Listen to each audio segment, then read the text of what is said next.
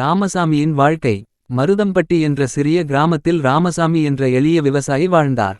அவரிடம் 2 ஏக்கர் நிலம் மட்டுமே இருந்தாலும் அந்த நிலத்தை அவர் தன் உயிரைப் போல நேசித்தார். காலை விடியற்காலையிலேயே எழுந்து எருதுகளை அழைத்து வயலில் உழுது நெல், காய்கறி, இல் போன்ற பயிர்களை வளர்த்தார். அவர் உழைப்பின் வியர்வையில்தான் குடும்பத்தின் உணவும் வாழ்வாதாரமும் இருந்தது. வறட்சியின் சோதனை. ஒரு வருடம் மழை பெய்யாமல் கிணறுகள் காய்ந்து வயல்வெளிகள் உலர்ந்தன. பல விவசாயிகள் தங்கள் நிலத்தை விட்டுவிட்டு நகரத்துக்குச் செல்ல ஆரம்பித்தனர். ஆனால் ராமசாமி மட்டும் நம்பிக்கை இழக்காமல் பயிர்களை காப்பாற்ற ஏதாவது செய்ய வேண்டும் என முடிவு செய்தார். அவர் கிராமத்திலுள்ள இளைஞர்களையும் முதியவர்களையும் சேர்த்து பேசினார். விடப்பெரிது, நாம் ஒற்றுமையாக உழைத்தால் நம் நிலம் மீண்டும் பசுமையடையும். பழைய குளங்களையும் ஏரிகளையும் புதுப்பித்து மழைநீரை சேமிப்போம்.